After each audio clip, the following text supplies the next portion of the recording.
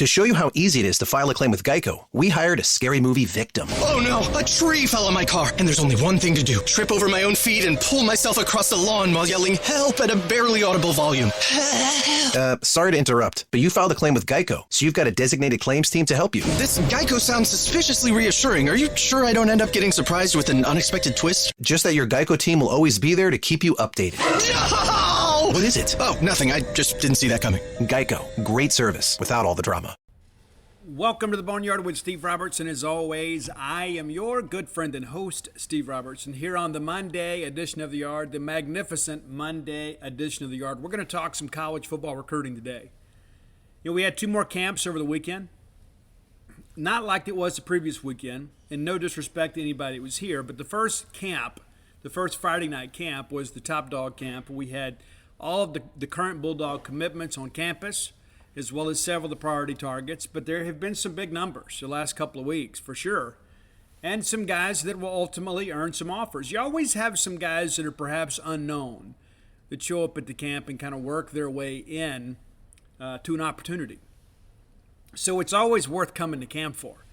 And again, I've told you guys last week's show, you know, there's some kids, too, that are not prospects. They're just kind of learning to get better, to kind of have the experience, working out with college coaches. But, you know, I wanted to share some things, too. You know, I like to do research, but yesterday we had a discussion on the genespage.com True Maroon Forum about in-state recruiting.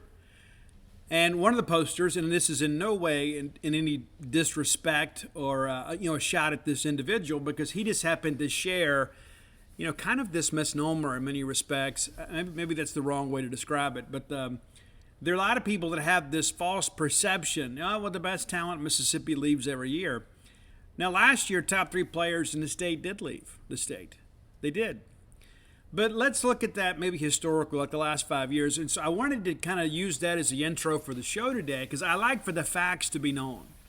There are a lot of people that have this perception about, the best players in Mississippi leave the state. You know, I would say in the last 20 years, State and Ole Miss have done a good job of keeping the best talent home. There was a stretch there, I guess maybe, 5, 6, 7 years ago, where it was a rarity to see anybody leave the state that State or Ole Miss wanted. There were some exceptions, but by and large, the rule was they stayed in state and played at either State or Ole Miss. But I just want to share with you some things that we talked about yesterday in the thread. So, and again, this is in no way an attempt to make anybody look bad that may have shared this or agreed with this, okay? I just want the facts to be out there. So let's go back and look at 2018. 7 of the state's top 10 players stayed in state. One of the 3 that didn't was Cole Smith, who signed with LSU and then transferred to Mississippi State. One of the other 2 remaining was Fabian Franklin, who Mississippi State dropped. He ultimately signed with TCU, ended up at junior college, a non-qualifier. So 9 of the 10 players in the top 10 that year ended up playing at a Mississippi program. 2019, a little more different year. Still some interesting things that happened there. Only 4 of the top 10 players in the state of Mississippi stayed in Mississippi. 3 of those top 10 signed with Auburn. 2 of those have already transferred. Charles Moore lasted less than a semester, then was going to go to Oregon State, then junior college, and I think he's supposed to be at Marshall. It's like, where in the world is Carmen Sandiego? Jaron Handy leaves Auburn, goes in the portal, ends up in Indiana. Derek Hall is still there. Brandon Turnage out of Lafayette County signed with Alabama. He ended up transferring too. He's at Tennessee now. So half of the guys that signed with out-of-state programs that year ultimately transferred. 2020, we had kind of a mixed bag, half and half here. 5 of the top 10 stayed in the state. Of the 5 who left, Trey Benson, who signed with Oregon, has transferred. Alex Adams, out of South Pike High School, signed with LSU, has transferred. J.J. Pegues went to Auburn, and now he's transferred to Ole Miss. So again, kind of a mixed bag there. But again, even then, we're 50-50, and then those guys that went out of state ended up leaving. 2021, we saw 7 of the top 10 prospects sign with in-state programs. 3 that didn't are now, two of the three are currently at Mississippi junior colleges. Deion Smith signed with LSU, headed to JUCO. Kadarius Callaway signed with Alabama, didn't last long, transferred to East Mississippi Community College. Only Alex Brevard, who signed with Oregon, and Joe Moorhead, is still there. So now, a year and a half removed from all this, 9 of the 10 of that year playing at a Mississippi college program. It's interesting. It's like we get this perception. Of course, I deal with recruiting all the time. We're always breaking down trends and looking at things like that. But by and large, we've done a good job. Now, 2022, these guys are just enrolling. But again, it's a half type year. And I would submit to you that probably half or close to half of the guys that sign with an out-of-state school will ultimately end up transferring. That's what the trends show us. So then one of our friends said, hey, Steve, that still seems interesting. What about other states? Because sometimes we're only acutely aware of what happens in our neck of the woods. So I decided, you know what? I'll take a look. So I didn't do the full 5 years. But over the course of the last 3 years, the poster asked about Alabama, Georgia, Louisiana, and Arkansas. Those are our neighbors. We didn't do Tennessee. Maybe I should. All right, so 2022, 7 of the top 10 players in the state of Alabama signed with an Alabama school. In Georgia, 4 of the top 10 prospects in the state of Georgia signed with an in-state program. Louisiana, just 3 of 10. Arkansas, 8 of 10. Hey, that's a really good record right there. And most of them signed with Arkansas. I guess one signed with Central Arkansas. But you go back the year before, 2021, only 5 of 10 in Alabama stayed in state. Georgia, 6 of 10. Louisiana, 6 of 10. And then Arkansas, only 4 of 10. 2020, Alabama, 8 of 10. Great year for Alabama and Auburn. Georgia, 4 of 10. Louisiana, 3 of 10. Arkansas, 4 of 10. And so I share that, number one, because I was somewhat surprised with the findings, even though I'm somebody that is a little more acutely aware of trends in college football recruiting. But there is this misunderstanding, this perception that, the best talent in Mississippi leaves. Okay, so are we going to apply that same standard to Georgia, who just won the national championship? Well, Steve, they're a national recruiter. Well, yeah, it's true. But there are still players every year from Georgia that go to Alabama. There are kids in Louisiana that go to Alabama. In some cases, Georgia. So we just become so, we get in this Maroon and Magnolia State bubble sometimes. I don't think we realize that it's not the issue that some people want to paint it out to be. Now, the reality of it is, in order for us to take the next step, we got to do a great job keeping the best talent in state and not between us and Ole Miss. We've got to find a way to kind of get things rolling there. And I think when you look at what's happening right now, and again, I don't think this is a headlining class. I think it is a very deep class, has some developmental guys. We don't have the headliners, perhaps, that we've had in years past, but there is a lot of depth to this class. And your Bulldogs are off to a good start in state. And if I were calling the shots, we'd be off to an even better start in state. State, with 7 commitments now, picked up another one over the weekend. We're going to break him down a little bit later in the show because this is going to be a recruiting bonanza today. But now 7, 6 of those from the state of Mississippi. Interesting, right?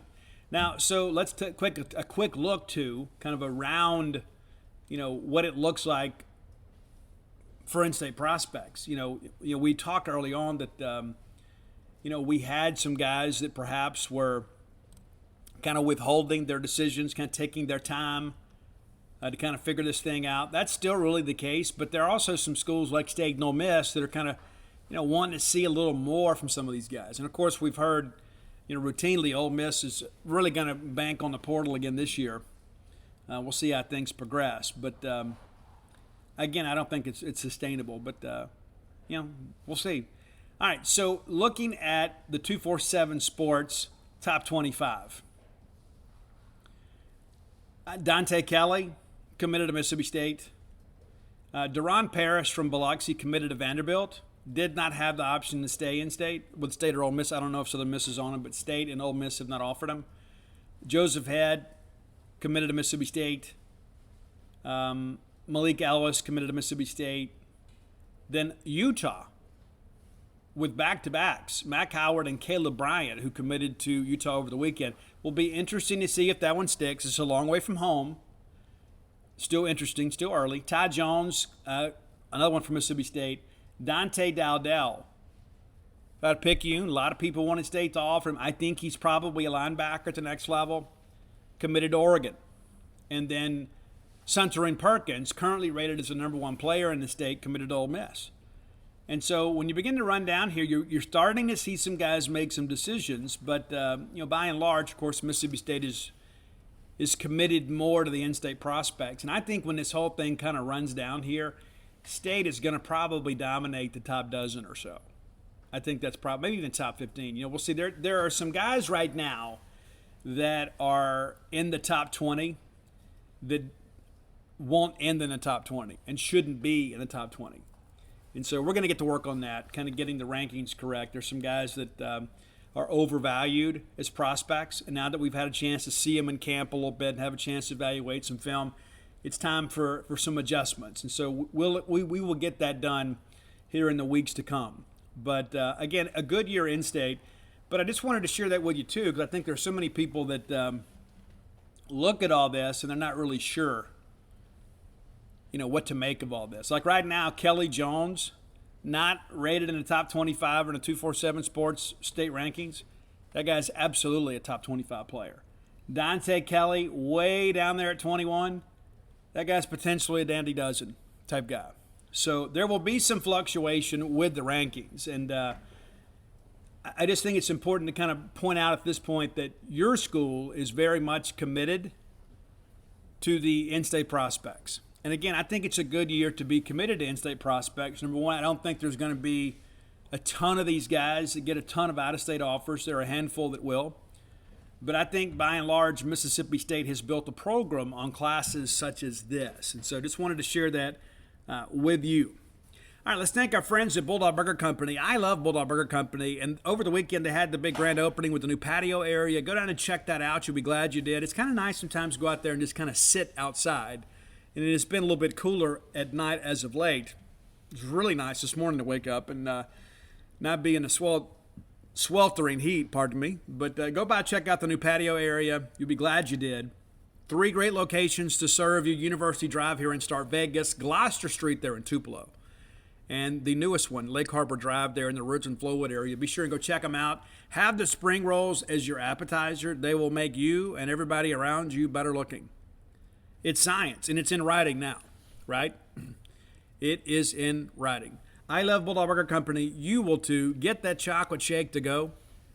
Get that great restaurant quality hamburger. And one of the things that I love about going to Bulldog Burger Company is the diversity of the menu. Like I could just go have a hamburger and say, I could have the Bulldog. But sometimes I want to kind of walk on the wild side a little bit. I get the mission with the pico de gallo on the side. I get pimentology. That's my favorite one. And there's some new ones too. I like that new chicken sandwich too. I like it a lot. Go by and check them out. You'll be glad you did. Bulldog Burger Company, the place where people go to meet. MEAT. All right, I promised you guys a recruiting bonanza today. That's exactly what you're going to get. We're going to spend the first segment of the show talking about offensive recruiting. Now, the way that I understand it, as of today, State has room for 23 players. Now, that is going to change. We all know this. This is the life and times of the transfer portal, right? So we know that there will be some guys who ultimately decide to leave for one reason or another. So it'll be around the full class again. We expect, 25 or so. But as of now, the number I'm hearing is 23. 11 on offense, 12 on defense. Now, if you look historically, when there has been an extra scholarship to utilize, Mike Leach has spent it on defense. And there's a reason why, too. It's not just because Mike Leach is this, quirky genius. Well, you've got to have guys play special teams, right? That's where your extra safeties and your backup linebackers and people like that get playing time. You got to go cover kicks. You got to have people go out there on the punt block team too. And so you have to go have some depth at linebacker and at the defensive back positions. Those are the guys that kind of fill out your special team. So it makes sense that you're going to allocate more grants on defense. Now, every year is a little bit different. But we're expecting to sign a full offense. Well, so Steve, what is a full offense? Well, basically, 5 offensive linemen, a running back, a quarterback, and then 4 wide receivers. Had a short discussion with Steve Spurrier the other day, and that's what he said. Basically, he looks for 4 every year. And he goes, basically, hey, Coach, how many do you want to sign? As many as we need. Some years that's 2, the next year it's 6. But, he said, I expect to go get 4 every year. And you really can't afford to under-recruit a position as needful as that one when it comes to Mississippi State. We're going to be playing 4 and 5 wide receivers over and over and over again. And we're going to be running routes over and over and over again. You're not going to have many plays off. You're going to be running and running and running. So you got to have depth at the position. And you got to cultivate that depth. And so you're going to go out and get 4 receivers. So let's take a little bit of time and let's look at this quarterback thing. So the name that continues to trend with Mississippi State is Chris Parson, currently committed to Florida State. I felt really confident about it about 2 weeks ago. I still feel pretty confident about it. I don't feel like I can't sit here and give you a guarantee that he's going to be there. I do think Mississippi State's in a good position. He came in, had a good visit. His grandparents are in Starkville. His dad attended some classes at Mississippi State. His dad is a Mississippi native. But he's working through this. Had an official visit to SMU this weekend. I can't see SMU beating Mississippi State head-to-head for a kid they wanted. However, this is a kid that spent some time in Texas. So it would be almost irresponsible to look at it and say, hey, you know what, they're not a factor. They could be. And listen, my firm belief is Mike Leach is always going to be able to sign a quarterback. Right? I mean, look at his trademark, right? I mean, his pedigree. He is going to be able to sign a quarterback. Is it Chris Parson? Don't know. But I would say at this point, he is the priority target. Still committed to Florida State. A lot of discussion from the Florida State camp that both sides are kind of looking to go in another direction. That matches some of what I heard. They had the big, quote, clearing of the air type meeting earlier this month. Chris goes in, doesn't camp, and there was all this discussion about are they going to take a quarterback or 2 quarterbacks. And so my understanding is that meeting, I think both sides figured out, hey, this is not going to be something we kind of move forward with.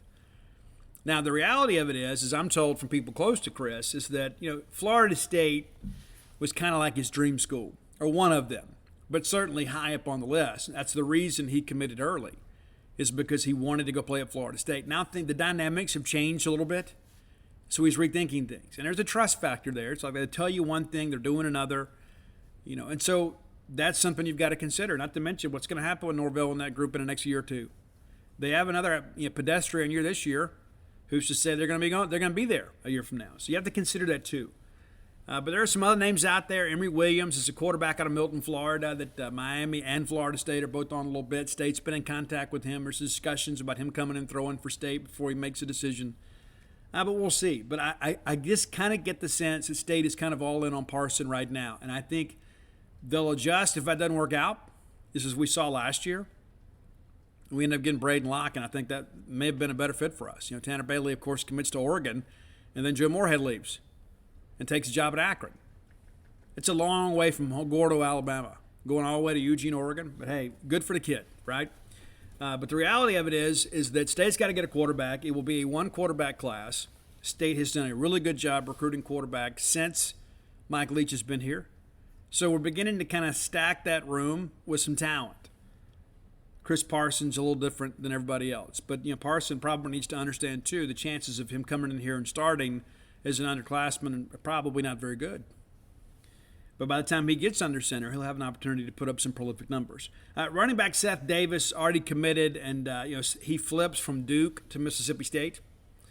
So we expect him to be the only back in the class unless there's a difference maker that comes along that is a complement to Seth Davis. Seth's not the biggest guy, but he is a guy that has some explosiveness and some wiggle. He's a guy that can catch the ball out in the flats and make people miss. So it'll be interesting to see what he looks like after a couple of years in the college weight room. Got a good frame, not the biggest kid. That's really the only knock on him. You look at it and say, he's really not that big.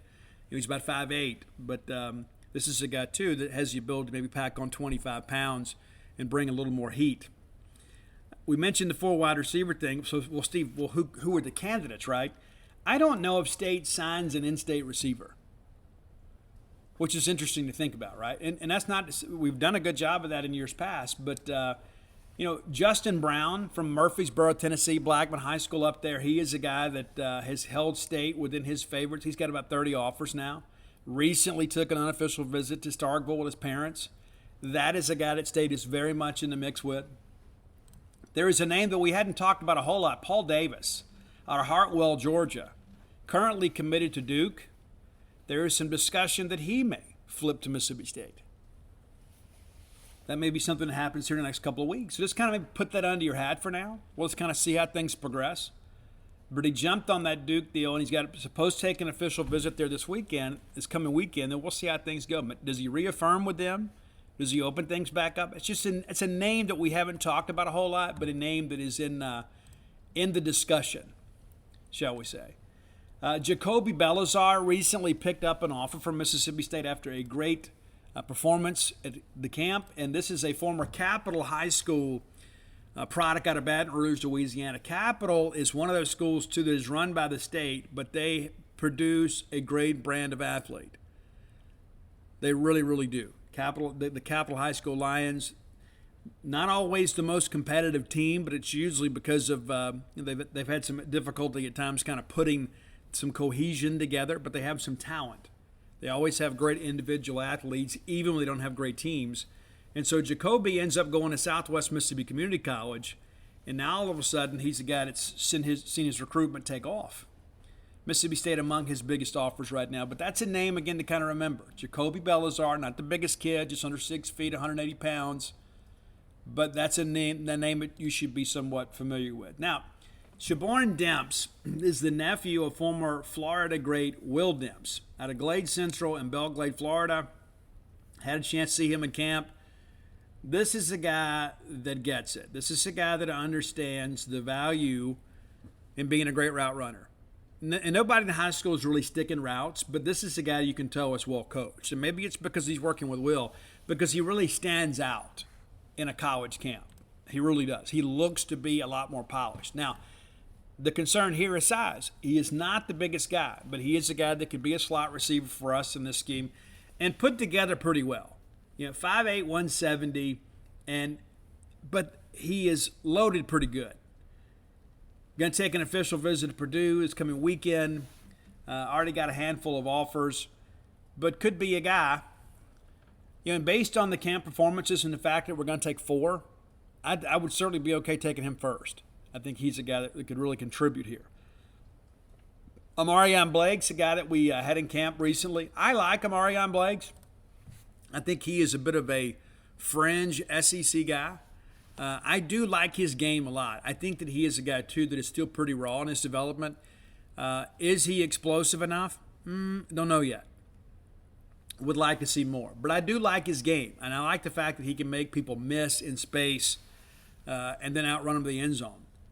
So that's a name to kind of remember, too. I don't think anything happens, maybe right away with him, but I think that that's a name to kind of continue to consider as we get into the senior year. I think you probably need to see some senior film, maybe the first 3 games with him, before you go in. I don't think I would take him right now, but I think that he is a guy that could still end up.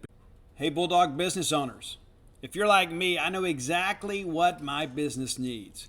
Sometimes it's difficult to find the right candidate. Today, there's so many people out there in the job market making it so competitive. It's almost like an interviewee's market. Maybe it's time to flip the script and bring in the hiring power of your friends at Indeed. Instead of spending hours upon hours on multiple job sites or combing through resumes for candidates that might not even have the right skills for you, Indeed's powerful hiring partnership can help you do it all. With Instant Match, over 80% of employers get quality candidates whose resume on Indeed matches their job description. The moment they sponsor a job, according to Indeed.com, you're going to get results. That's one of the best things about it. And here's the deal. Being a Boneyard listener, we're going to give you a little incentive to give our friends at Indeed a try. Start hiring now with a $75 sponsored job credit to upgrade your job post at Indeed.com/Boneyard. That offer is only good for a limited time. You can claim your $75 credit now at Indeed.com/Boneyard. Indeed.com/Boneyard. Some terms and conditions may apply, but we're here to help you Find the right candidates to fill all the vacancies. It's your business. What's up, Pandora listeners? Are you a sports fan bored of the same old athlete-driven podcast? Well, there's a new home for you. Welcome to Point Forward. Join me, Evan Turner, and Andre Iguodala as we elevate the athlete conversation and talk to titans of business, basketball, and culture. When you break it down, Point Forward pushes the podcast game ahead. Always above the rim, never inbounds. Point Forward. Listen wherever you find your favorite podcast. In the class between now and February. He's a good player. Going to make a good player for somebody. There's no doubt about it. But again, no wide receivers committed just yet. Now, offensive line-wise, you've got one committed, and it appears you've got some trending your way. Malik Ellis out of Laurel, fantastic get early on. Not the biggest and thickest guy. He's long and lean, got to add some mass, much like Charles Cross did. And Malik idolizes Charles. So it makes sense for us to get Malik in the boat early. That's a bit of a drawing card, too. You watch him out there in O-line, D-line drills, and you're not sure if is he a tackle or is he a defensive end. I mean, he really looks athletic. So he is going to need a year or two to really beef up and get stronger and get comfortable with a new playing weight. But that's a great building block to start with. Now, Zay Alexander, huge offensive tackle prospect from Tupelo High School. He tells me it's going to boil down to probably playing in-state, State or Ole Miss. He's had good visits to both places. However, most of his connections are to Mississippi State. I do believe Mississippi State is probably out-recruiting Ole Miss for the kid at this point. He was on campus again this weekend. His team played 7-on-7. He came along, spent some time, with the staff, and was kind of cheering on his teammates. He was just there the weekend before. So that's back-to-back weekends he's been on the Mississippi State campus. Now, I was told early on that he was going to be a guy that would commit after the season. Now there's some discussion he might actually do it before the season. Tupelo's got a chance to be pretty good this year. And I think Zay is kind of considering, too, that he didn't want his recruitment to be a distraction. And you know what happened last year? Zakarius Clayton committed to State, flipped Ole Miss, and then flipped back to State on signing day. I know that Zay probably wants to avoid some of that. I think once he makes a decision, he wants to be done with it. So that's something to consider, too. Now, Anthony Miles out of Ramsey High School over in Alabama, that's another name to consider. He took an official visit to Vanderbilt. It looks to be down between State and Vanderbilt, and he has discussed releasing a top 5 here very soon. That's kind of what they're looking at, is releasing the top 5. And then the next thing you know, making a decision. So there's some discussion there about him getting some things done here before the season. I think it's important to kind of let him kind of work through that process. But again, he was on campus last weekend, kind of getting a good handle on Mississippi State and getting a handle on Mason Miller. What's it like to play for Mason Miller? What's it like to have him as your coach? And we'll kind of see how things progress there. But that's a name too we're kind of got our eyes on. Joe Crocker took an official visit to Mississippi State the weekend before, back on campus this past weekend. His brother was camping. He says that he has canceled visits to LSU and Texas A&M. He is a guy that has already visited Wisconsin, has visited Mississippi State, will visit Michigan State this weekend coming up, and then kind of sit down with friends and family and kind of work through this thing. What does he want to do? Both of those Big Ten schools are a long way from home, for sure. The reality with all of this stuff, too, is that this is a guy, too, that wanted to make his decision in the summer so it's not a distraction during the season. And so that's what he's going to do. He tells me that, hey, once I make my decision, I'm done. And that's a guy right now I feel like State has some momentum with. I'm not ready to put a crystal ball pick in just yet, but that is a guy that I believe State has the mojo with. Then he'll go to, Michigan State this weekend, and we'll see how things go. And I think it's smart for the Big Ten schools to get kids to visit during the summer, because you get a kid up there, it may not even get there, during the fall because of the snow and the weather and everything else, and you can't really get out and show people what it's really like. Not going to be a lot of people out running around having a good time during those wicked winters of the North. So that's another name to consider. And then Kobe Keenum. Kobe Keenum is a guy, too, that has some connections to the Golden Triangle. We shared on Gene's page. He's actually related. I think he's the cousin of Brandon Walker. And State and Ole Miss are both in the Final Five. So Does that mean that State has an advantage there? Yeah, they'll kind of figure it out. He had an Uncle Doug that signed with State to play baseball, opted to play pro baseball. A lot of Mississippi State people in that family. Still working through it, though. Still working through it. And again, State's in the 5, but not exactly sure when he's going to make a decision. But the good thing is, State is in with a lot of players. Ian Jafar is a guy, too, out of Georgia, a very impressionable guy. Went to Auburn, named him the leader. State's still expected to host him with an official visit later in the year. So a lot to kind of figure out here, but you've got some good candidates on the offensive line. I don't think there's any question. You got a lot of people that you got some guys out here that can make you a better football team. So, again, one quarterback, one running back, unless you find a difference maker to go along that complements Seth Davis, 4 receivers, and 5 offensive linemen. And here's the thing, too. That's the thing that's a benefit of the portal, is if you can't find 5 guys you feel great about, you can get one from the portal. And State's been able to do that. But the reality of it is the way the portal is kind of kicked off, taken off the way that it has, is you don't have to take reaches with developmental positions. There's some other people that are kind of banking on that. But you got 5 offensive linemen spots to fill this year. You've got 1 filled right now, and you've got some guys really within your normal recruiting footprint too that are looking to kind of make a decision sooner rather than later. So again, that's kind of how I see the offensive line, the offensive piece, everything, all its positions involved, kind of how I see it playing out. So again, I'm expecting at this point 11 offensive players in the class. Again, that could change depending on how the portal maybe tweaks your needs later in the process. But 11 offensive players. We're going to come back and do defense a little bit later in the show. All right, time for today's top 10 list, brought to you by closewithblair.com at CLOSE with Blair, BLAIR. Blair Chandler is a mortgage professional, over 20 years of experience in the industry. Back-to-back years being named in the top 1% close ratio in the country, not just in Rankin County, not just in Pelahatchie, nationally. This is a guy that gets things done. If you're looking to refinance your mortgage, and maybe you should be, maybe you incurred some credit card debt during the quarantine just to kind of feed your family, and now you're paying the price for that. Get that debt consolidated down to one payment by using the equity in your home to refinance. Or perhaps maybe you need to get some cash out. Maybe you've got some home improvements to do. Maybe you've got a wedding to pay for. Maybe there's a lot going on in your life that people don't understand. You just want to kind of get things done. Work with a winner like Blair Chandler.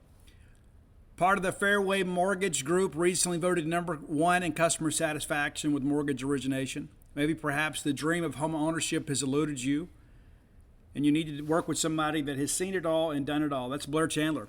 Let me give you his phone number. And this isn't just his office number. This is directly to him. 601-500-2344. Again, that's 601-500-2344. And he's somebody, too, that is available. If you mention to him that you heard about him on the Boneyard, he's going to pay for your appraisal. Doesn't matter your college interest. Doesn't matter your rooting interest at all. State fans, Ole Miss fans, they're Miss fans, Alabama, Georgia, whatever. Doesn't make any difference to him what your school colors are. But if you're a part of the Boneyard fam, you get your appraisal paid for. It's about a $500 value. A lot of fees associated with getting a mortgage done. Blair's going to make that a little bit easier on you. That's what winners do. A lot of people competing for your business. Put your trust in a guy like Blair Chandler at closewithblair.com. Again, CLOSE with Blair, BLAIR.com. All right, we did some research in the top 10 archives and realized we had not done one of America's great radio rock bands. It's the band Toto. They've made a bit of a comeback in recent years with millennials. Now, the band is on hiatus. They completed their 40-year anniversary tour back in 2018. Hadn't done much since then. They've had a couple singles here and there. But the band itself, not touring, not recording albums. And they have recorded several. A little bit deeper in the catalog, a bit later, and a lot more adult contemporary for a band that really started out with a real bang right out of the chute with that self-titled album. A lot of guitar rock early on in the Toto catalog. And then they kind of became a top 40 band, then kind of adult contemporary. So as they have aged, so has their musical interest. So here we're going to go top 10. Number 10 on the list is the song Holy War off the 2015 album 14. 14 for a reason. It was the 14th studio album for Toto. But Holy War, probably the shining moment, really of the last 4 or 5 albums. Number 9 is a great song called I Will Remember, and I really like the composition on this one. It's from the album Tamboo. If you're unfamiliar with that one, you should probably get to know it. The rest of these 8 you've heard. Many of them, maybe you think, I don't know. Yeah, you have, and maybe you just forgot the name of the song or who performed it. Number 8 is one that goes back to the debut. It's the track Georgie Porgy. It's not the nursery rhyme rendition. Got a great bass line on this song, too. It's one of those ones, too. Once you've heard it, you think, yeah, I've heard that one before. And if you were alive, like if you were maybe a baby of the 70s, maybe a kid of the early 80s, you remember that one. Number 7, probably the last big single for Foreigners with Toto. Very similar. Off their 7th album entitled The 7th One. Can't really give them an A for creativity when it comes to album titles, but Pamela was one that the record company really pushed.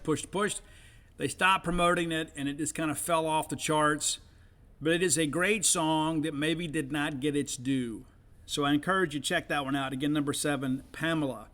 Number 6, off the 2nd album, Hydra. Great keys on this one. And this is, again, they were kind of beginning to transition even from that debut album, beginning to be a little more top 40. They even had some albums, too, that were almost synth pop in some respects. This wasn't one of them.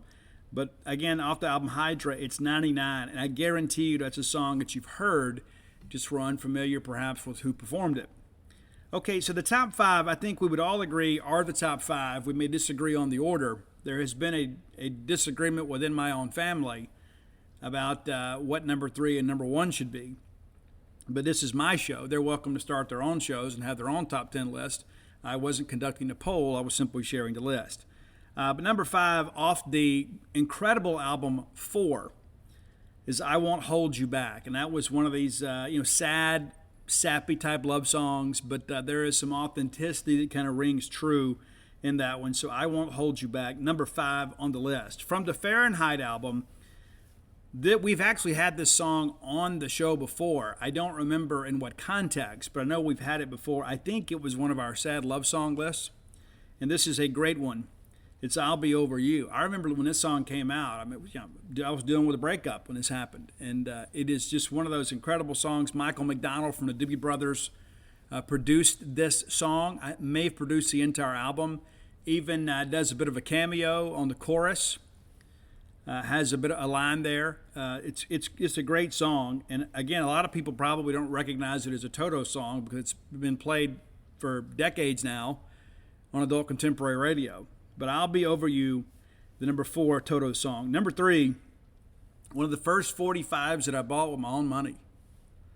We're going back a ways. Also off the 4 album, it's Rosanna, the song about Rosanna Arquette. We've talked about that one on the show before too, about bands with songs with women's names in them. So this was just on the list last week. So Rosanna, again about Rosanna Arquette. All right, number 2, off the debut album, I believe this was the introductory single off the debut album, entitled Toto, but it's Hold the Line. Great keys, incredible guitar. Steve Lukather is kind of the guitar player's guitar player. A lot of people kind of point to him as a guy that was an inspiration for them to kind of get into playing guitar. He is an outstanding player. He's a great songwriter. There have been some times, too, that Steve Lukather has done some guest work with other people on their albums. A musician, shall we say. But Hold the Line, probably the biggest banger in the Toto catalog. And number 1, what else could it be? It's Africa, which is a musical masterpiece. I think most people that are familiar with this track would agree. The great percussion in this thing, it's a multi-layered track, and the harmonies are absolutely amazing. I think it's one of those songs, too, that we talk about.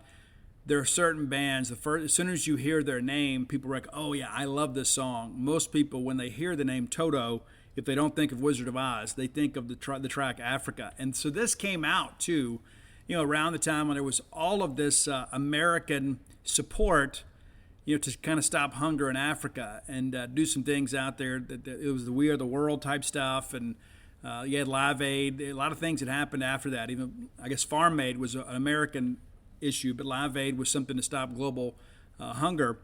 And so Africa was kind of on the initial wave of that concern, of that global concern. I blessed the rains down in Africa, and of course there's some romantic issues and all this thing as well. But because of the American effort to kind of help cure world hunger, this song was very, very popular, and I'm happy to see it's kind of come back with millennials. It's a great tune. You can't go to a karaoke bar these days without seeing somebody get up and sing the song, even though they can't. But again, an absolute masterpiece. We talk about songs that are near perfect. This is one of them. This is one of those songs that I think everybody probably has some sense of connection to in one form or another. So there you go. That's your top 10 list for today. Toto. Can't believe we hadn't done those guys yet. But I will admit, though, once you get out of the top 5, it is a little bit of a chore. I would say Toto probably 7 or 8 really good songs. And of that 7 or 8, I would say 5 that are great. And then after that, it's kind of a dealer's choice, shall we say. So there you go, your Toto top 10. If you have an idea for the top 10, reach out and let us know. And allow me to use this time, too, to offer some support for our friend Roy Samante. Roy puts these lists together for us for free on Spotify. You can find him on Twitter and Spotify at Dogmatic, DAWGMATIC 67. That's his year of birth, 1967. Roy just got the unfortunate news that his plant is closing. So after, with 30 years of quality management experience under his belt, Roy is out looking for another job. So not exactly sure when Roy will be available. He's still got a few years to go before he can retire. And it's crazy to think that's what we're talking about at our age, but that's the reality of life. Roy lives in the greater Memphis area, in Hernando, South Haven, DeSoto County there. So if you or someone is looking for a quality manager, reach out to Roy on Twitter at Dogmatic67 and let him know. I'm sure he'll be happy to send you a resume. This is a guy that's been a loyal Bulldog fan for many years and a part of our show. And we're a family here. So it's not just, hey, let's talk about sports. There are times that we have to talk about more serious issues. And so I'm confident Roy will land on his feet, but it'd be nice to be able to match him up with one of you guys, perhaps that have a need at your business where you're looking for somebody with real experience that can do a great job for you. And again, Roy's still got a handful of years before he can hang them up. And hopefully he'll retire to Starkville and be with us here. But the reality of it is that time has not come yet. So if you, again, have a need, please reach out to Roy Samante, again, at Dogmatic, DAWGMATIC 67 on Twitter.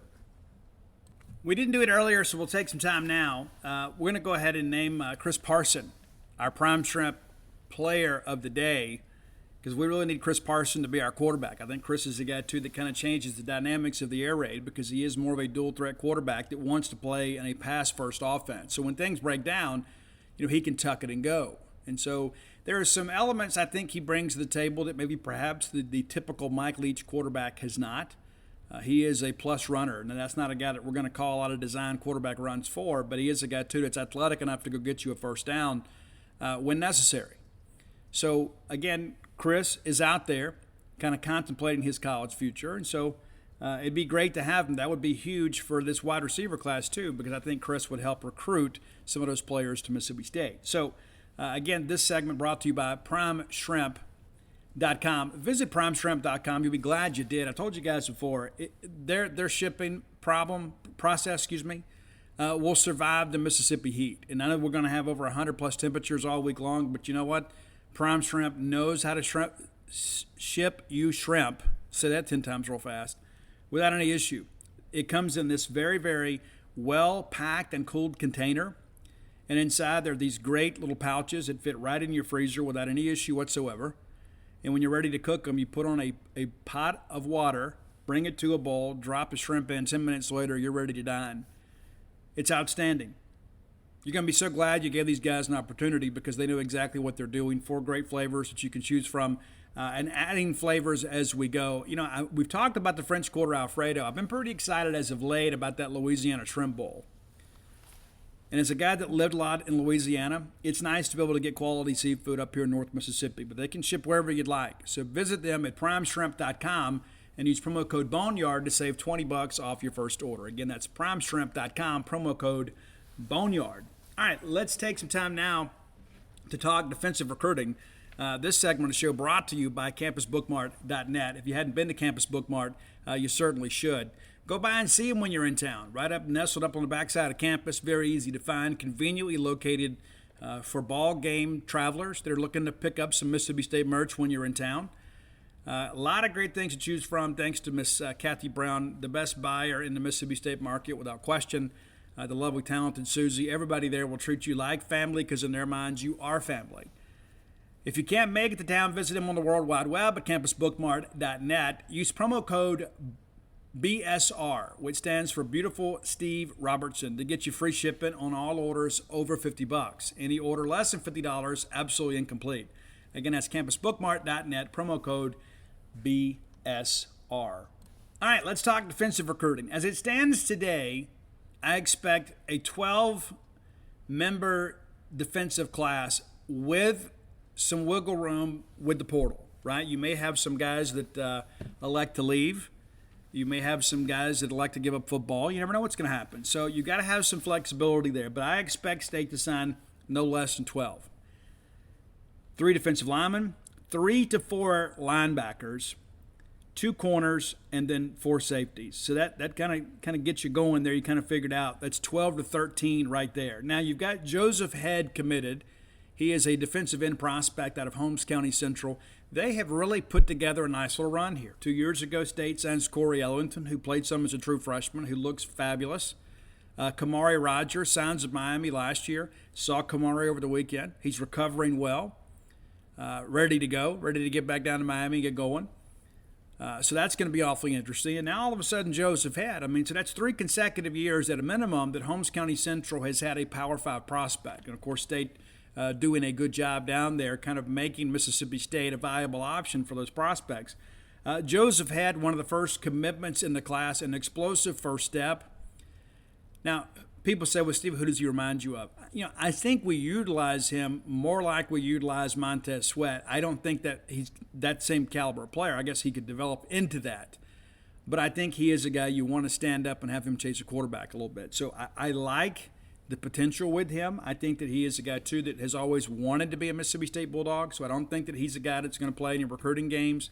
He's on campus every time they have something going recruiting-related, and he's got to get a little bit bigger and stronger. That's just really the case. But the good thing is he has the frame to kind of carry the mass required for, SEC line play. This guy's an exceptional athlete. He's only going to get bigger, faster, and stronger. I think that he is a guy that you guys are going to be very proud to have part of your program in the years to come. Outside of that, it gets rather interesting. Jamarius Brown from Moss Point, not quite as big as listed, but he is explosive. And I would absolutely take him. There was some discussion kind of started on the Ole Miss side of things here about a month ago that they felt that he was on the verge of committing to Mississippi State. Well, he ends up changing his decision date.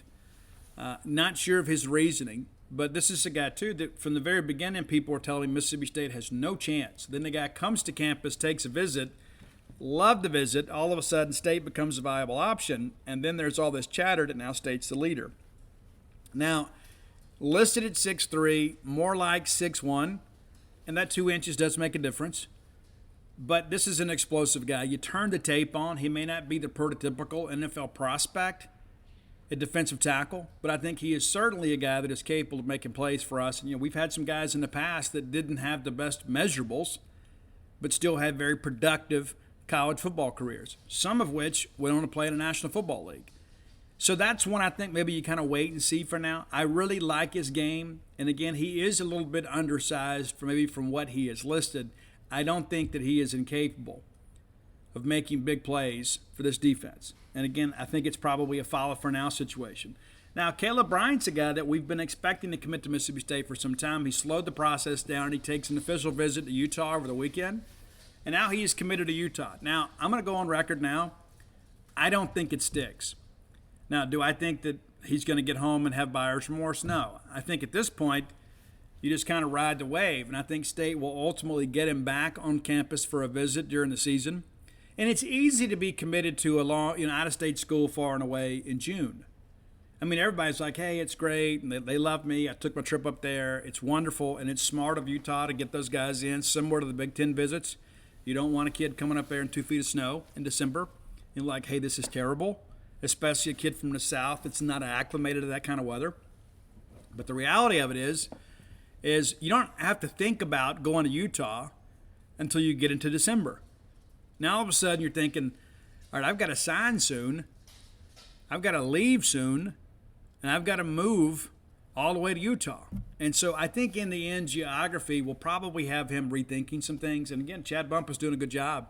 I got Mac Howard, originally from Heritage Academy, now at Oxford High School. That's committed up there. And you know what? State or Ole Miss passed on him. So it's not like anybody can say, hey, why is he going out of state? Well, he has to.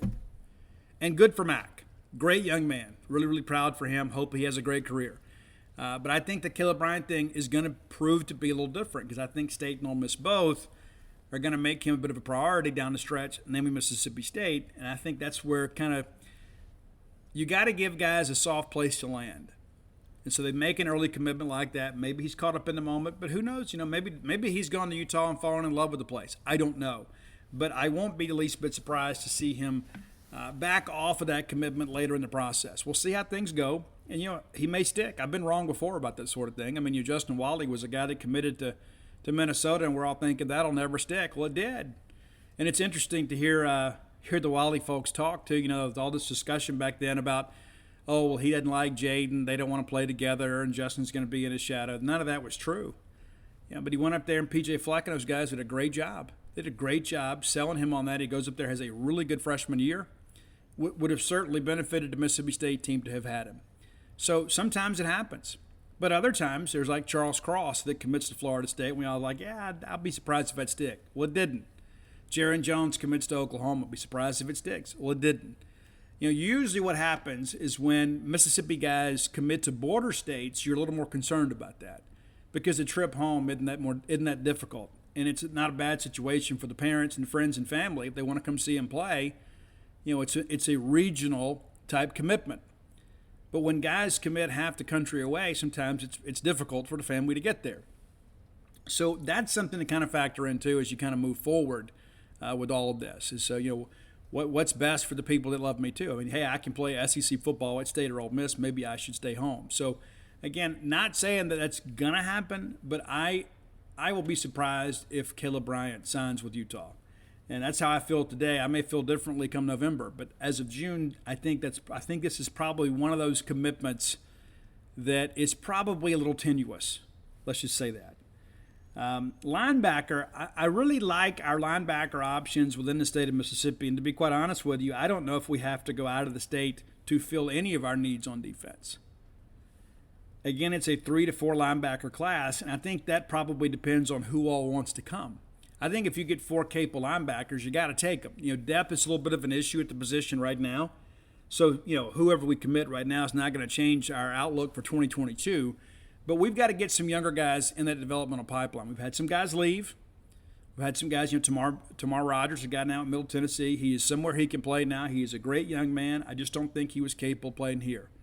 And that's not to throw a shot at him. I mean, most of us are not capable of playing here, right? We took a chance. It didn't work out. And thankfully, he has found a great place to go where I believe he'll be able to play and be able to be successful.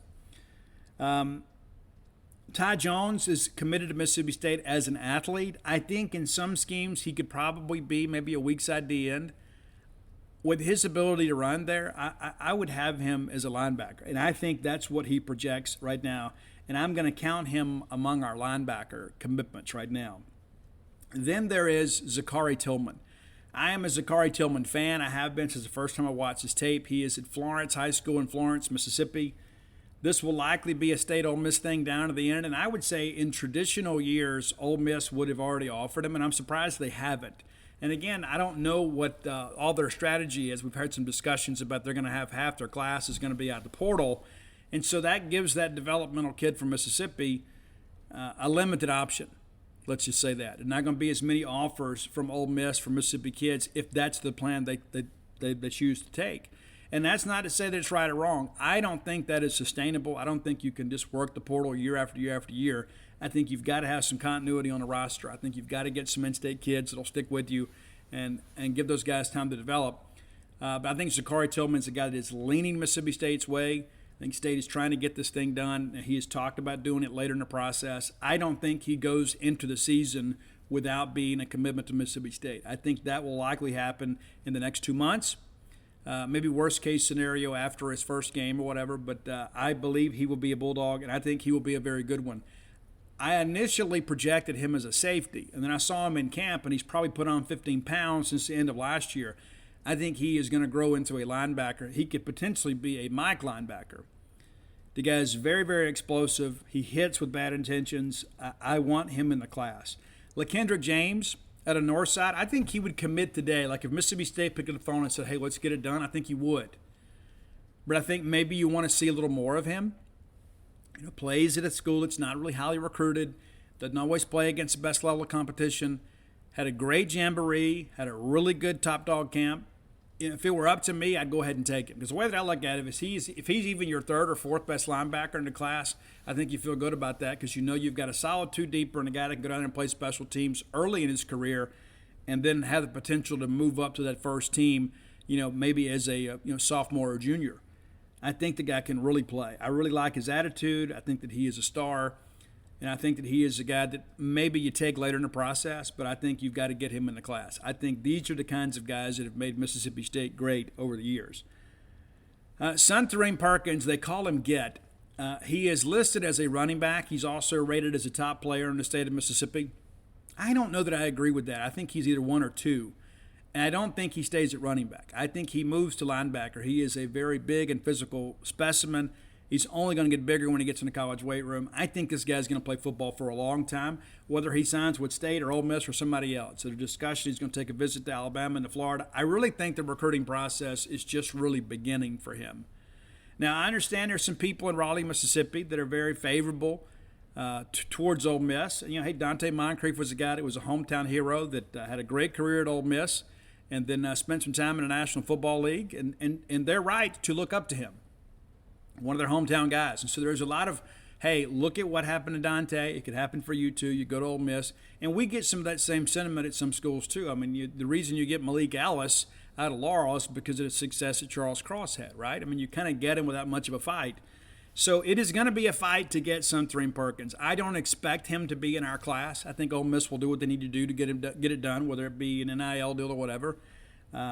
I don't expect him, but I do really like his game. And I think when you watch him play, he is very, very explosive. He is what you'd expect an SEC player to look like. Now, Tobias Hinton, we talked about him a little bit. I found out he measured in at 6'3". I'm okay. Even if he's 6'1", 6'2", I'm good. I don't know that he's quite that big. Maybe he is. But when you turn the tape on, the guy can really play. And I do think that he is an SEC guy. I do think that he is a guy, too, that maybe he's not a surefire SEC guy. Like, when you look at Perkins, I think you think, you know what, this guy's absolutely an SEC backer. With Tobias, maybe you kind of got to think about it a little bit. But the guy plays big. He runs hard. He's coachable. I think he is a guy that ultimately ends up in the Mississippi State class. And I think it's one of those things, too, with so many quality linebacker options available, you got to be careful who you take. But I'll be honest with you, if it was up to me, like if I could make a phone call today and say, hey, let's get it done, I'm taking Zakari, I'm taking LaKendrick James, I'm taking Tobias, and I'm done. Because, again, I don't think we're going to get Perkins. Now, if you want to continue to chase Perkins, knowing you've got LaKendrick James in your back pocket, or you believe you do, maybe that's the path to take. But what's going to happen when LaKendrick James picks up several more offers between now and graduation? I think, to be honest with you, I think we have to be honest with ourselves and kind of understand the lay of the land. And the chances of State flipping Perkins, I think, are very, very small. Yes, he's been on campus. Yes, they've been engaged with the staff, but I think it's going to be difficult to pull that off in the end. But I think you could get Ty Jones, Zakari, LaKendrick James and Tobias Hinton, I think you'd feel great about your linebacker class, and you will have stacked 3 consecutive linebacker classes together. And I really like our 2022 class. I've told you guys that before. Khalid Moore, Javay Gilmore, Avery. I keep forgetting that kid's name from FCHS, but Avery Sledge. But I really like that class, and all of a sudden you begin to think, too, you're beginning to put these guys together with Mississippi and then border state-type prospects. I think you can feel good about those guys staying here and not getting homesick. Now, Cadarius Wade is a guy that, being recruited as an athlete, he's made some of his bigger plays in high school at receiver. In the very beginning, when I found out that they were talking about linebacker with him, it kind of surprised me a little bit. He is long and lean, and he can run, but he's really kind of more straight line fast. He doesn't have really good change of direction. You have to have that to play in space in the SEC as a linebacker. If I had to call it today, I don't think he's in the class. And I just wonder, too, if he has the foot speed and the length, let's take him at safety. And then you begin to think about the options that are available to you at safety. Then you begin to kind of ask yourself, does he profile better as a safety? Do we have better safety options available to us in this recruiting class? And so a lot to figure out with him. I'm not saying you move on from him. I just say at this point I wouldn't take him as a linebacker. I may take him as an athlete, and that's the thing about this defense that Zach Arnett has, is you can take some guys that are tweeners, and that's kind of how I see Wade as a bit of a tweener. All right, so let's talk a little bit about these corners. I think we're done at corner. And you can say, but Steve, some of these guys may grow into safeties, and that's true too, and you can always adjust later in the process. Kelly Jones, I believe, has a real chance to stick at corner. I know some other people don't. And they look at it and say, hey, we've got, 100, he's 190, 195 pounds. He's not. He's 178. 6'3", 178, thinly framed, good hips, good feet. I think he has a realistic chance to stay at corner, much in the same vein of Martin Emerson and Emmanuel Forbes. I think ultimately he'll be a little bit heavier than Forbes and probably more like Martin Emerson. But when you look at what Darcel McBath has put together with Emerson and DeCamerion Richardson and Emmanuel Forbes, Kelly Jones kind of fits that mold. And so I think he could stay there. What's going to happen now when he gets under Tyson Brown's direction and all of a sudden he puts on 20 pounds as a freshman? Well, then you can move him to safeties. I wouldn't rule out a move to safety, but I think he cuts his college teeth at corner. I don't think there's any question about it. Then you pick up Jaylen Abram over the weekend. We've talked about that. We expected that to happen today. He was supposed to take an official visit to Indiana over the weekend. Not sure what happened. The flight ended up getting canceled. They wanted to reschedule the visit. He decided, you know what, I'm not going to waste your time or money. I'm going to go ahead and commit to Mississippi State. So, hey, good for the kid, right? So Jaylen is a guy, too, with a dozen offers. I think he actually has a couple more than that, maybe of the smaller variety. Of course, he commits to Mississippi State over Arkansas State, Austin Peay, Colorado State, Indiana, Louisiana Tech, Memphis, South Alabama, Southeast Louisiana, Southern Miss, and Tulane. So the only other Power 5 is Indiana. Now, here's what I will tell you. I have broken down film of every Mississippi State target in the state of Mississippi this year, every single one of them. I've been over the commitments multiple times. Jaylen Abram is among the most impressive players in the state of Mississippi that I've watched this year. He's very smooth in everything that he does. There are a lot of guys out there that fight the football. He doesn't. He's very comfortable, whether it be on defense or offense, taking possession of the football. He's a guy that can high point the football very well. When he plays at receiver, he's a guy that can catch it and tuck it and get back up to full speed very, very quickly. He has some real burst.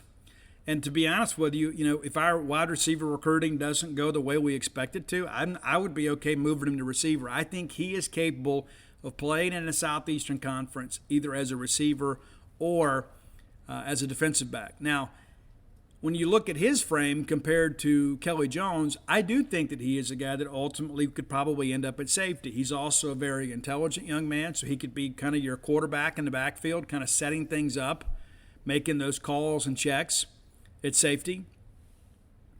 But he gives you options. Now, I think in the end, Zach Arnett's going to have to kind of win the argument to get him to go to safety. But I think ultimately, his growth potential is what's going to determine his position of projection once he gets to college. But this is a guy very good outside the numbers on either side of the football. If you haven't watched his highlight film, let me encourage you to go watch it. You'll be glad you find him on Huddle, and it's Abram, but it's spelled Arbrom. You can find it on his profile, 247 Sports too, but it's about 13 minutes. It's well worth it, though. There are a lot of kids out there that have 2 minutes of highlights, and they stretch it out over a 5 or 6 minute presentation. I never got tired of watching Abram. And I even messaged him. I said, hey, I just finished watching your tape. I don't understand why people keep throwing at you. Good luck with everything.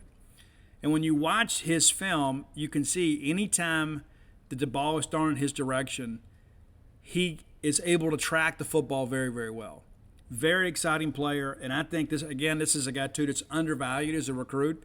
And I know he's got a dozen or so offers, but I think that this is a guy, too, that it's good that State got him in the boat early. I really believe that. I think getting him in the boat early is big. Now, he said when he got the offer, Mississippi State was a dream offer for him. So maybe that kind of keeps some people at bay. But he's not done adding offers. And I think when people see his film this year, they're going to say, you know what? We missed the boat on this kid. And there's some guys out there, too. I mean, look at Quindarius Jones from Meridian, now committed to Florida State. Saw him over the weekend, too. I think Quindarius is outstanding.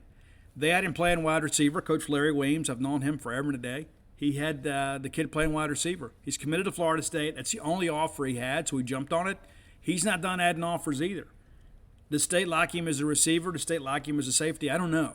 But I'll be honest with you, this is one of those things, too, I kind of scratched my head about. And I said, why haven't we offered this guy? We threw some offers at some guys early on that was kind of like, basically a glorified invitation to camp. Why couldn't we do that with him? And maybe it's a situation, too, because, with Larry Weems, we've had some guys in the past that, we offered and then didn't take. Maybe we're kind of, making sure that we want to take a kid before we offer. I don't know. But watching this kid run and watching this kid play, I would have already offered. Just offered a little criticism there. I don't know who makes that decision or who makes that call. That kid can really play, though. And I don't understand why he only has Florida State, because it's not just Mississippi State that missed. Ole Miss didn't offer, so the Miss hadn't offered. Louisiana Tech, Louisiana Monroe, LSU, nobody else that recruits that area has offered him either. And all of a sudden he gets an offer from Florida State. He's thinking, hey, look at what this is. How great is this? I get a chance to go play at Florida State, the Noles, man. And here I was thinking I may have to kind of wait it out my senior year and hopefully get something somewhere else. And I got Florida State. I'm going to go ahead and commit. And you know what? Good for the kid. Shows how smart he is. Now he's committed. He knows he has something to do. And all of a sudden, if another offer comes along that he really likes, people say, but Steve, commitment means commitment. Yeah, it's true. I agree with that. But I think a situation like this, the kid probably couldn't afford to wait around and say, you know what, Coach, let me just kind of wait and see. Andre Woodson, guy that's recruited the state the last few years really, really well for Auburn's now at Florida State. And so, hey, tip of the cap to him. You go out and you get a guy that State and Ole Miss are kind of sleeping on a little bit. You got him committed. So, hey, good for you. All right, let's talk safeties. Dante Kelly could grow into a linebacker. But watching him Saturday in action, I could see him staying a strong safety. Because I think he's going to have the foot speed to pull it off. I think he's another guy, too, that has already kind of grown some and filled out the frame a little bit. So I think he's comfortable playing at a bigger weight. I really like his game. I actually feel better about the commitment after watching him a little bit on Saturday, just watching him kind of move around and kind of float the football. He is a guy that does all the defensive checks and gets the team settled in the secondary. They call him the Reaper, and with good reason. I put some pictures up in his profile, too, if you want to go check those out, but also one on Gene's page just to kind of show the length there.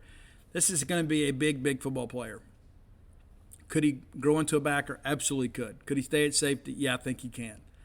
But I think this is a guy, too. We talk about getting those defenders and guys that kind of come along that don't maybe have the big recruiting profile, and he's got several offers. The only other Power 5, though, is Vanderbilt. But I think it's important to kind of understand, too, that the Delta is an under-recruited area. And we can get a lot of those kids sometimes, too, without a lot of competition. Now, if it was up to me, we'd sign some Delta kids every year. Every single year. Because those young men have kind of demonstrated the ability to kind of work. They understand what it means to go work. And a lot of times they don't have great facilities. They don't always have great supporting cast around them. But the Delta has been very good to Mississippi State and vice versa. But I would be back in the Delta every single year. Every single year. Because I think there are players like Dante Kelly out there. Now, early in the process, much like with Jamarius Brown, I had people telling me Mississippi State had no chance with Isaac Smith from Itawamba Agricultural High School. That is not the case. Now, Isaac is not ready to name any favorites. Isaac is not ready to, have like the pecking order or narrow his, list of schools down to half a dozen. He is still accepting offers. He's still talking to all comers, and he's kind of focusing on IHS football. Forgive me. It's Itawamba football. That's what he's focused on. Had a chance to watch him, I think, if I'm being honest with you this year, and I am every year, I continue to believe he's the best player in the state. It could be him or get Perkins. We didn't see Perkins work out at Top Dog, so I'm going to be fair about that, full disclosure. But of the guys that I have seen work out this year, to me, Isaac Smith flashes the most. He does all the little things. I would struggle throwing the football in his direction. Of course, with him playing safety, it's difficult to avoid him. He's also a very, very, very mature young man. Doesn't give you a whole lot. And I asked him, I said, what schools are recruiting you the hardest? And the first school he mentions is Mississippi State. Now, I have heard that through the grapevine, talking to some other people too, is that, hey, State is really doing a good job with him and his dad, making the kid feel like a priority. Now, his dad did attend some classes at Ole Miss and then ultimately left there. So that was kind of the connection early on. People were like, oh, yeah, they'll definitely go to Ole Miss. What I'm hearing now is that's not the case. It's not definite. That's not to say that he doesn't end up at Ole Miss, because they could turn the heat on later on and say, hey, you were our guy all along. But they don't appear to be doing that yet. And there's a lot of discussion about that around the state, about how Ole Miss not really recruiting Mississippi very hard. But Isaac Smith is a potential National Football League player. And Mississippi State is recruiting him as such. I suspect before it's over, Ole Miss will as well. Maybe perhaps they feel like since they have the connection, they don't have to push as hard early on. Maybe they're kind of saving their efforts for, when things get a little bit closer to signing day. Don't know. I don't know what their philosophy is regarding high school kids in Mississippi this year. I just know they're not recruiting a whole bunch of them. But that said, I know an NFL guy when I see one. And Isaac Smith is an NFL prospect. And Mississippi State needs to do whatever they need to do to get that kid on campus. This is a difference maker. We talk about taking the next step towards the top of the SEC West. You want to go to Atlanta, you got to sign kids like Isaac Smith when they're in your home state. You can't let these guys, kind of flashing back to the beginning of the show, we talk about keeping kids in state. And while we have done pretty good in relation to our peers around the Southeast, this is one of those situations where we simply can't let this guy go somewhere else. We need to have the entire staff recruiting Isaac Smith. This guy is a difference maker. This is a guy that plays as a true freshman. I don't think there's any question. Very intelligent, very athletic, has a very high football IQ. Watching him come off that hash, watching him understand the concepts as guys get out on their routes. I mean, this is a guy this is one of the best prospects I think I've evaluated in the last 5 years or so. That's how good he is. Now, you guys have listened to the show many, many times, and you haven't heard me really gush over potential prospects over and over and over again. Because at the end of the day, I'll be honest with you, intrigue and drama is good for our business over at genespage.com. When there's indecision, you guys want answers, so you come to us, right? But I'm telling you right now, this is one of those guys that I think can change the trajectory of your program a little bit. I think he can add to what you want to do defensively. And I think, too, when other people see his potential, they're going to want to play with him. I think you got to go get it done. If you're Mike Leach and Zach Arnett, Tony Hughes, everybody involved here, not to say that they haven't been, but you have got to go get this thing done. You've got to basically make this a group process where everybody involved with Mississippi State football is making this young man feel like Mississippi State is the best alternative for him, that he is wanted here more than anywhere else. And again, when I asked him, who was recruiting him the hardest, he mentioned Mississippi State first. But I think this is going to be a big safety class. Is it a 3 safety class? Is it a 4 safety class? Could be. And I think when you look at what Mississippi State has leaving, we've got to really allocate some scholarships towards the safety position in this class. I think everybody understands we're going to take a lot of DBs. It's going to be a very, very, very, very DB-heavy class. Let me look here, too, at the scholarship distribution report here. on 247 Sports. That we've had some issues with that since they've kind of moved some things around here. But looking at the safeties, you're going to have some guys move on. Sean Preston, Colin Duncan, those guys have been here for a while. J.P. Purvis has had a really good spring, and they tell me he has a lot more confidence in himself. But you've got a veteran group here, at safety, and of course Jalen Green's a guy that is going to move on too. So you've got some spots to fill, and you've got some very capable players available to you within your own state. So that'll be interesting. And again, going to be a heavy DB class. And I think too, let's say for an example, all of a sudden you find that maybe a true cover corner guy out there. I think maybe you take him and then maybe you slide Kelly Jones to safety. Or maybe you take and slide Jalen Abram to safety. I think those guys give you options. Jerry and Jones was originally recruited as a safety too. We moved him to cornerback. Ultimately, he left us. But the reality of it is when you've got guys like that are athletic, sometimes you beef them up, sometimes you trim them up. But the reality of it is we've got a lot of great athletes in the state of Mississippi this year that are capable of making plays for Mississippi State football. All right, final segment of the show, time for the big finish, brought to you by Portico. You guys are well aware Brooks Bryant is my friend. He's your friend. He's a friend of Mississippi State. He is a guy that's done a lot of wonderful things in his career, including robbing a home run against the University of Washington to send us to Omaha. For that reason alone, you owe him an opportunity to talk to you about Portico. You've always thought about having a home here, a second home here, whether it be a retirement home here. Maybe you just want to move the whole family up here. Make this your primary residence. I love it here. I wish I'd have moved here years ago, and I'm here until the end. I mean, that's the plan anyway, right? I mean, you never know. I may win the lottery one day, and I'd still probably stay here. Probably just travel a lot more. I love it here. Brooks can make Starkville your home. 601-416-8075. Again, that's 601-416-8075. Give Brooks a call or text today and find out about Portico. Very easy to get to. You turn off of 82 on the 12. The very first right is Pat Station Road. Boom, that takes you to Portico. 1.1 miles away from the Mississippi State campus. But it's the quiet side of campus. So you get the convenience of being close to Mississippi State without all the hustle and bustle of the business side of campus, right? All those people coming in and out all the time, Hey, and you got that great neighborhood market right there too. So if you forget to get a gallon of milk on the way home, you can just swing right in there and get it. Very conveniently located for the Bulldog looking to relocate to Starkville. If I was moving to Starkville now, I'd move to Portico because it is so close to campus. It's so convenient. Make Portico your next move. All right, and in honor of Brooks, we're going to talk a little baseball in our final segment of the show. If you guys have not kept up with the College World Series, let me kind of give you a primer here. Of course, Oklahoma wins Game 1 against A&M, puts A&M in the loser's bracket, and then Oklahoma wins the winner's bracket game against Notre Dame 6-2 yesterday. Some crazy, could have been bigger. Oklahoma had two really bad outs at third base, one of those on the third base coach. Coach, you got to be aware of what's happening there. Can't give up on the play. You don't want your player to give up. You can't give up. Texas, now your first team eliminated from the College World Series. They go down to Texas A&M yesterday. Now, Texas A&M will play tomorrow against Notre Dame in an elimination game. Oklahoma in the driver's seat won't play again to Wednesday. They play the winner of that Notre Dame A&M game, and then that team has to beat Oklahoma twice. So Oklahoma feeling good, can rest a little bit, and again, you play that big game on Sunday, you get 2 days off. That's cool. All right, and so the bottom half of the bracket, so as when I'm recording the show, Auburn is leading Stanford. So Stanford was my pick to win the whole thing. They may be done today. Arkansas absolutely destroyed Stanford, 17-2. Arkansas maybe said, you know what?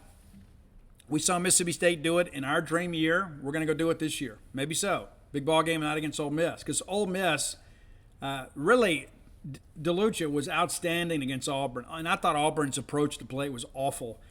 When you've got a guy soft, why are you sitting dead red fastball? You got to make in-game adjustments. I didn't think Auburn did that. I thought Ole Miss did a great job keeping them off balance. Ole Miss gets the early lead in a game that that runs are going to be at a premium, and it felt like Auburn was pressing the entire ball game, had a chance to kind of get back in it, and then couldn't get the big hit. And Josh Mowitz puts it away. So Ole Miss now in a winner's bracket game against Arkansas. And Arkansas won that series earlier this year at Baum Walker. And so it'll be interesting to see how things kind of play out tonight. Again, I think this is a very angry Arkansas team. I do think, too, if Ole Miss loses this ball game, I do think they're eliminated. I don't think Ole Miss has the pitching to come out of the losers bracket. So I think they're all in to win tonight. And I don't blame them. You absolutely have to be. I don't know that Arkansas does. I think Arkansas probably has a better chance of coming out of the losers bracket. There's a lot of pitching on the other side of this in the losers bracket already. And so I could see a team come back and make a run here on the bottom half of the bracket. But, if you're Ole Miss, you got to be all in tonight because, of course, if you win tonight, you don't play again on Wednesday. And then you have to lose twice. And if you're Arkansas, it's the same thing. And Arkansas, too, is a team that plays with passion. There are a lot of teams that play with emotion. Arkansas plays with passion. There is a difference.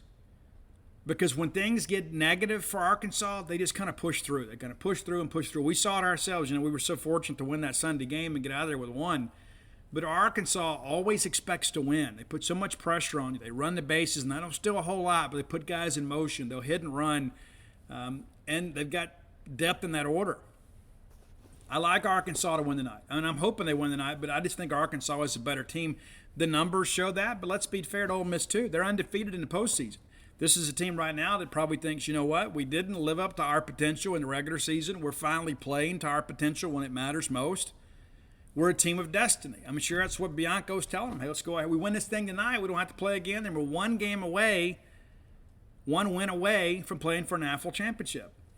Again, the Stanford-Auburn game, I think it's going to be difficult to come out of that loser's bracket no matter who you play because of all the pitching. If Ole Miss gets down there, I think Ole Miss is at a real detriment. I think you probably have to come back on Wednesday with DeLucia, even though he just pitched on Saturday. I think you got to throw him on short rest, and then you figure it out from there. I just don't think Ole Miss has what it takes, and then DeLucia going so deep, you begin to kind of think, all right, how deep can he go? End of 7 now. It's Auburn 6, Stanford 2. So Auburn should survive here, which would set up, assuming Arkansas wins. So that makes the bottom half of the bracket an all SEC West thing if Auburn hangs on here. And so Arkansas, I'm sure, would feel very comfortable. But so should everybody else. Hey, we know these teams. We've been watching them all year. But all of a sudden, let's say Arkansas wins tonight. That sets up an Ole Miss-Auburn elimination game on Tuesday. And that's when you got to think, too, if you're I guess that Tuesday would be Wednesday for them. So if you're Ole Miss, again, you start thinking, you got to come back with DeLucia. Will he be as effective? The guy's been a workhorse for them. And as much as I don't want them to win, how can you not respect the effort this group has played with down the stretch? They're in Omaha. My goodness. Even the biggest Ole Miss hater in the world has to at least respect the fact that these guys are playing really good baseball right now. Do they have enough pitching to get it done? That's really kind of remains to be the question. So, again, my boys are on the ropes from Stanford. And I had Stanford beating Tennessee in the final, so I will not win the D1 Baseball Bracket Challenge if they're eliminated. I'll be out of contention for all of that. And when Florida went down, too, that hurt me a little bit, too, because I had Florida getting to Omaha. Didn't have Oklahoma getting out of that regional, and here they are. At this point, probably the hottest team in the tournament, right? So we'll see how things go. I will enjoy the College World Series Final Four a whole lot more if Ole Miss isn't in it, just like all of you. That's just me being honest. But at the same time, too, I've told you guys before, I have a certain level of respect for Ole Miss baseball. I think Mike Bianco has been a great coach at Ole Miss, and these people that wanted to fire him, I think they look really silly right now. I get it. I understand it. It's like, hey, 22 years, and we can't get to Omaha. But one time, well, now you're here now. Now you're probably stuck with Bianco probably the remainder of your life, regardless of what happens in Omaha. The guy's broken through again, and I get it. People are like, this team was kind of built to win. You had all these COVID players, and you had these seniors come back, and you've got some guys up there that are 22 and 23 years of age competing against teenagers, so they should be good. And they have been good in the postseason. So Arkansas is kind of in the same boat, too, though Arkansas is an older team as well. So see how things progress. That elimination game tomorrow between A&M, Notre Dame, awfully interesting, too. Yeah, I like Notre Dame in the game, but how can you ever count Texas A&M out? We've talked about them on the show many times.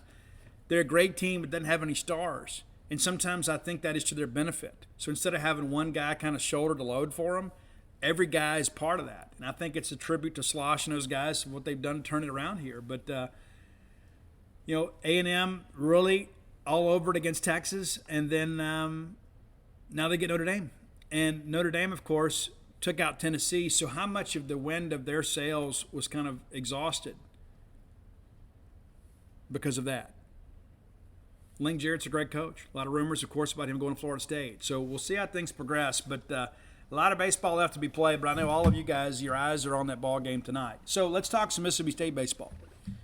A lot of discussion about the portal, who's going to come. And there was there were some posters last week that said, hey, I think the next couple days could be really important. I don't want you to think any less of those guys, okay? Because nobody's putting information out there that they believe to be false. There is a lot of exuberance right now about this portal, and State is really, really close on a handful of guys to getting them to commit to Mississippi State. Paul Skeen's the guy we talked about. He's already visited Tennessee. He's visited Mississippi State now, supposed to go to LSU. That's a guy's a difference maker. There's no doubt about it. Could be considered by many the best player in the portal because he can DH for you, he can catch, he can pitch, could be your Friday night guy. It's an outstanding performer. Stayed very much in the mix there. There's some other names out there we've discussed. I believe we're about to see a run on pitchers, though. If I had to kind of put, maybe a bet on this, I suspect we're going to see a run on pitchers here in the weeks to come. There are a lot of names out there. There are new names going in the portal, and there's going to be a flurry between now and July 1st. July 1st is the deadline for spring sport athletes to enter the portal and be eligible to play next year. Of course, the College World Series will be over by then. So it's probably smart not to push too many guys right now because you never know who may be in the portal after Omaha, right? So let's say there's a guy out there that's some chatter. Well, this kid's going to go in the portal. He wants a bigger role in the team, but his team is playing right now. Well, he's not going to go in the portal right now while he's playing. And so maybe it's best, unless you've got a guy with some urgency, to let this thing play out for a couple more weeks. Because once we get through July 1st, we know exactly who's available to play next year. Simple as that. Everybody will know. And then I think the month of July is going to be very, very busy. Now, that's not to say that I don't think we get another commitment between now and July 1st. I think we do.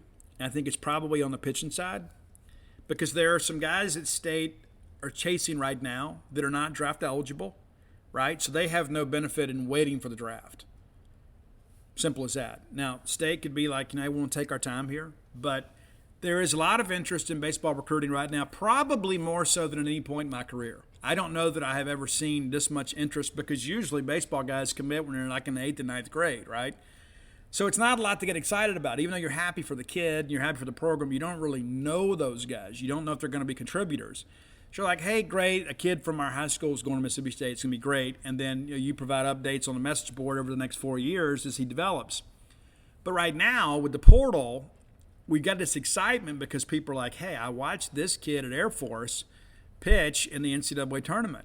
I watched this guy at Samford have a big game in the SoCon tournament. So it's like now you've got tangible proof that these guys should be able to come in and help us. So it's easy to get excited about that. And so while there were a lot of negative things about the portal, I think one thing it's done is it brought some real excitement to college baseball.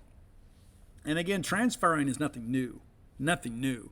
It's just now you've got immediate eligibility. There were times, how many times under Polk did we have, an army of kids show up for fall baseball and then, half of those guys were on a junior college roster come January.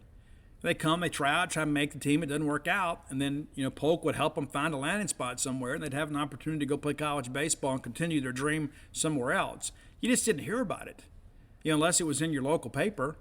It just wasn't a big deal. The internet wasn't really a thing back then. We had message boards towards the end of Polk's career, but nobody made hay about a guy transferring after one semester. They do now, and people want answers. And the answer is the kid sometimes just wasn't good enough to play here. That's why you bring him in, you give him an opportunity, he works out, and more times than not, guys see the writing on the wall and say, you know what, if I want to play, I got to go somewhere else. But I think the transfer portal now, people are like, hey, we want to get back to Omaha next year, and this kid can really help us. And people are like, hey, I know this guy, or I've lived near this university, I've watched this kid play, and people provide that insight. And so we encourage that at genespage.com. If you're not a member, come and join us. All right, if you hadn't done so too, go to dogpilethebook.com and get a copy of Dogpile. Stop waiting, okay? The second printing is in. It's the second edition. There's been a couple of changes there, nothing major. Probably some things you wouldn't even notice. But second edition is in. And that's what you'll get when you order to dogpilethebook.com. Still some first editions out there in some bookstores. If you want one of those, you can get them. We're out. So while you're at Dogpile the Book, you can complete the rest of your collection. Stark Villains and Alpha Dogs in very limited supply right now. Very limited. Since we discussed it last week, we've had kind of a run on those books. I would say there's probably 24 Stark Villains left. I think that's right. And then maybe about 40 or 50 Alpha Dogs. So if you're looking to get those books, or somebody that you know likes my books and doesn't have those, go ahead and order it for them, and we can get it signed for you too. If you don't care about it being personalized, they're ready to go. If we've got to personalize, it's going to take me a few days longer because I have to kind of go meet up with those folks. If you're looking for Blooms of Oleander, you can find it online at Amazon, booksamillion.com, barnesandnoble.com, or order it through your local bookstore and kind of give them some business. They can order it through Ingram. They'll know what to do. You just tell them, hey, can you get Steve Robertson's Blooms of Oleander? They can order it for you. And if you're looking for Stark Villains gear, go to starkvillains.com. Had some messages last week. Wore my Stark Villain shirt out. Next thing I know, somebody takes a picture and puts it on Facebook, and people are like, hey, where can I get that shirt? starkvillains.com. And if you're a member of this Boneyard family, you should have a Stark Villain shirt. All right, that's going to do it for today. We'll be back on Wednesday. I was supposed to be in the Bahamas today, but I'm here. I'll be back on Wednesday and kind of give you a programming note too. The plan is to record Friday's show Thursday night. So when you get up and you're on your way to work Friday, you should have your show. That's the plan, unless something changes. I got a speaking engagement down in South Mississippi Friday evening, and so I want to get down and probably go spend some time with some friends and my mom before the speaking engagement. And so we'll get the show up for you Saturday night, and you'll be able to enjoy that Friday morning. You had the full expanses of Maroon Friday to enjoy the show. Until next time, let's all live our lives in a way we make more friends than enemies, and people can see a difference in the way we live. Finding the right person for the job isn't easy. Just ask someone who hired a karate teacher to trim their hedges. Hey-ya! Man, these shrubs are not made of plywood. Don't worry, another few chops should do it. Yeah! Nope! Yeah! Dang! But if you've got an insurance question, you can always count on your local Geico agent. They can bundle your policies, which could save you hundreds. Oh, this treehouse looks like particle board. Yeah! There we go. I'm starting to doubt myself. For expert help with all your insurance needs, visit geico.com/local today.